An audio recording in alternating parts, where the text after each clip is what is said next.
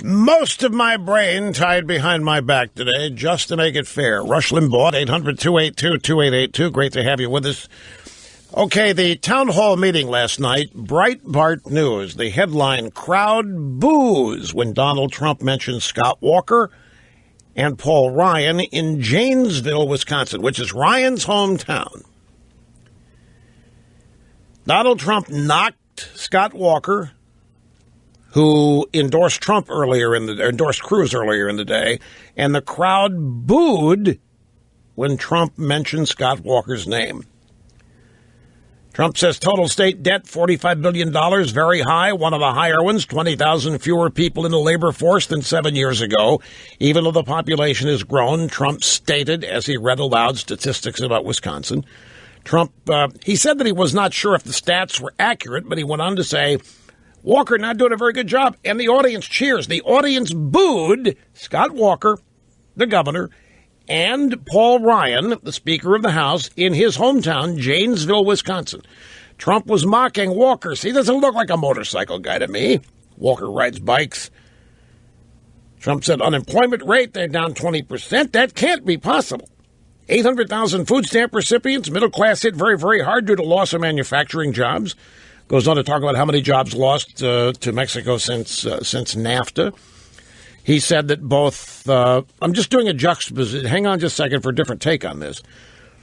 Trump goes on to rip both of them, Walker and Ryan, because they support the Trans-Pacific Partnership, Obama's massive Pacific Rim trade deal that he says will make NAFTA look like a baby. And Breitbart reports that the audience loved it all, ate it up, cheered Trump left and right, and just booed Walker and booed Paul Ryan. And Breitbart concludes, hey, this is a great night for Trump. It was a kick night for Trump because these guys, he was able to personify them as members of the establishment, what he's running against, and the audience ate it up.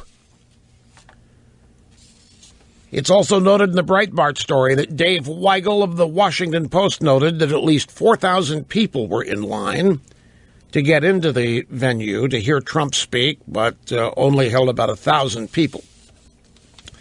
So now this was actually a Trump rally, not the town hall meeting. But here is, let me move over here now to Daniel Horowitz at the Conservative Review.com. And the headline is Trump running to make socialism great again. This is campaign season's come full circle. The closing argument of the GOP frontrunner Donald Trump, the man who has garnered so much support under the guise of being an anti-establishment candidate, has now exhibited the palest of pale pastel characteristics of the very establishment the voters hate. So Horowitz claims that Trump is exactly what he's running against. He is the guy he's campaigning against. That he's every bit the establishment type of person as the people he's criticizing. That he thinks just like the establishment people.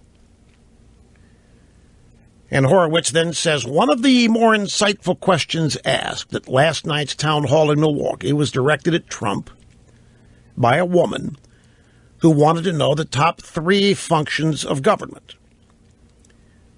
Trump initially answered security, security, security. But then, Mr. Horowitz writes, Trump struggled to name any other core functions. He couldn't think of any. But then he could. And then Trump settled on health care and education as 2 of 3 top functions of government. Health care and education. Mr. Horowitz writes, this is a man running for president who, if he wins the nomination, will debate Hillary Clinton in the fall over the fundamental role of government. It appears there won't be much of a debate because there won't be much of a difference between Trump or Hillary. Speaking like a typical establishment Republican who is too diffident in his own views to correctly define the role of government and how it helps the average person, Trump continued to defend federally controlled health care. And then a transcript of questioning from Anderson Cooper to Trump is published here. The indication here is that Trump doesn't know what he's talking about when it comes to policy. He doesn't know anything. He's just, it's not that he's dumb, he's just ignorant. He hasn't studied it, doesn't really care about it. And so when he doesn't know, he relies on his instincts. And his instincts, according to Horowitz, the Conservative Review, take him right to massive big government running everything. And in this, we should all be worried. Everybody should be frightened because Trump is not who he claims to be. An example, Anderson Cooper says to Trump, so in terms of federal government role, you're saying security, but you also say health care and education should be provided by the federal government. Trump, well, yeah, those are two of the things. Sure. I mean, there are obviously many things. Housing, providing great neighborhoods. Horowitz writes, yeah, for good measure, Trump tosses in housing, free housing, great neighborhoods, Bernie Sanders all the way. When Anderson Cooper questioned him further about his support for these traditionally Democrat views, Trump explained that, of course, the states should control education. Mr. Horowitz writes, thereby contradicting himself again within 10 seconds. And the column, the story is pretty much devoted to this theme, that Trump gets tripped up when asked specific questions that it is assumed anybody running for president would be able to rattle off. Give me 3 primary functions of government. If you stutter around and can't come up with any, then you don't know anything. And then when you think about it, and because you're stuck here, then you come up with 3 things and end up sounding exactly like Hillary Clinton on it. Well, government's got to provide housing, government's got to provide health care, government's got to provide education. It is therefore concluded that Trump, not only is he not a conservative, he may as well be a Democrat, masquerading as somebody who is not. So those are the 2 juxtapositions here and there are many more than that. But these are 2 juxtapositions of what happened last night. We have the Breitbart piece where Trump was a hero. And he went in there and he just jammed Walker and he jammed Ryan. And his audience ate it up.